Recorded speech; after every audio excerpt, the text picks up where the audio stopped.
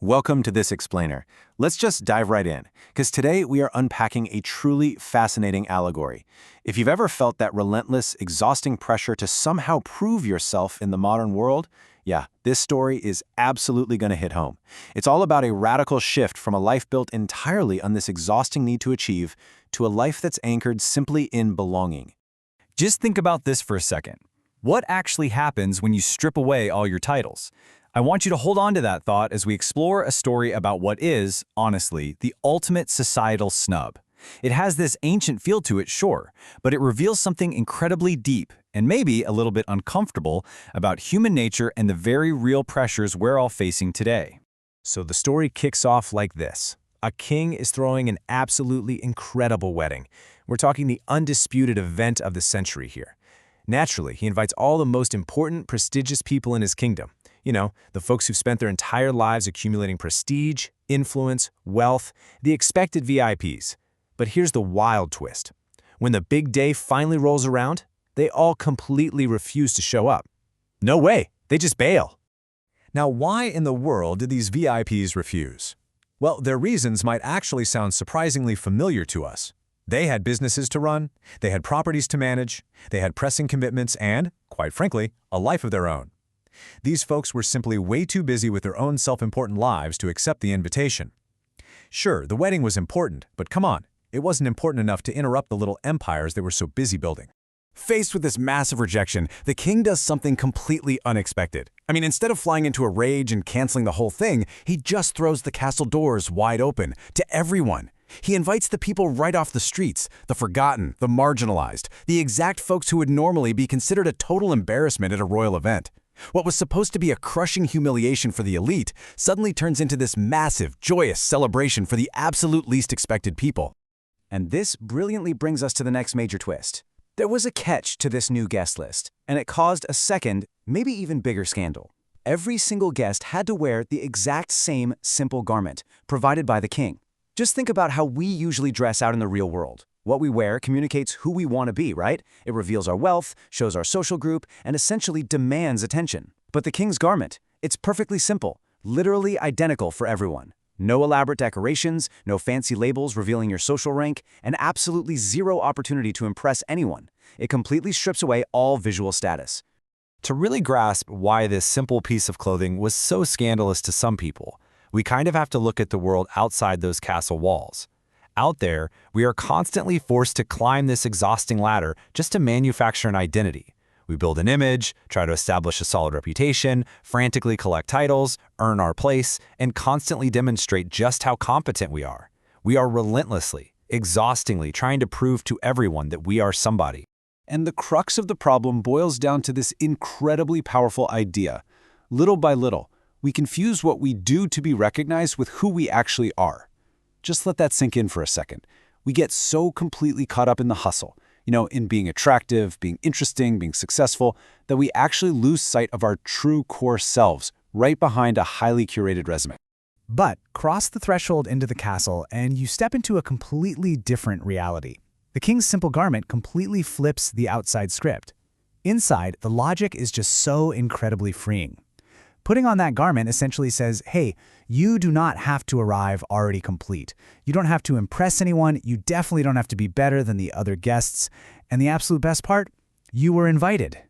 It offers this radical, peaceful acceptance where you literally don't need to prove a single thing to belong. But as we all know, human nature is incredibly stubborn, and this brings us right to the climax of the story, featuring one highly disturbing guest. So this guy shows up to the feast, accepts the invitation to be inside the castle, but completely refuses to wear the king's garment. He sits right there at the table, stubbornly insisting on wearing his own fancy clothes from the outside world.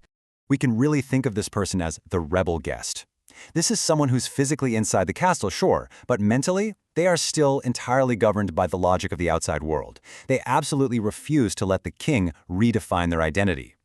You see, his problem wasn't just some silly fashion mistake. It was his ego's absolute refusal to surrender his carefully constructed persona. He wanted the party, yeah, but he still desperately wanted to stand out. And this brings us right to the fundamental questions of our own lives.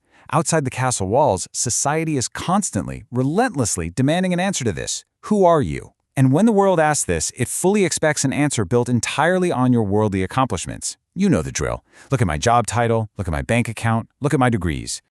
But inside the kingdom, the question fundamentally changes to this: whose are you? It is just a tiny, tiny shift in phrasing, but man, it shifts the entire paradigm of human worth. You aren't defined by what you've built. You are defined by who you belong to. The philosophical core of this entire story really comes down to a stark, beautiful contrast between the exhausting pressure to produce and the liberating grace of receiving. Think about it. Outside the castle, your identity is your achievement, but inside, your identity is simply belonging. Outside, you have to produce value. Inside, you receive value before you even lift a finger. Outside, you've got to build a name for yourself. Inside, you're given a name. And finally, outside, you have to make your light shine brighter than everyone else's. But inside, you realize the light was never yours to begin with. Honestly, it's a massive, profound relief. Yet, even knowing all of this, we struggle with it constantly. It's the ultimate paradox of the ego. On one hand, we have this genuine desire for the celebration. We want to enter the kingdom, we deeply desire that grace, we want that seat at the table. But on the other hand, we have this desperate, clinging need to keep our persona. We refuse to surrender our constructed identity, we insist on remaining a self-improvement project, and we still feel the intense need to prove our worth. The great irony here?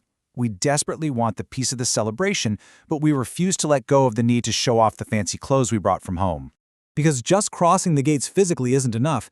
If you don't abandon that old logic, carrying it inside the gates is actually incredibly dangerous to your own peace.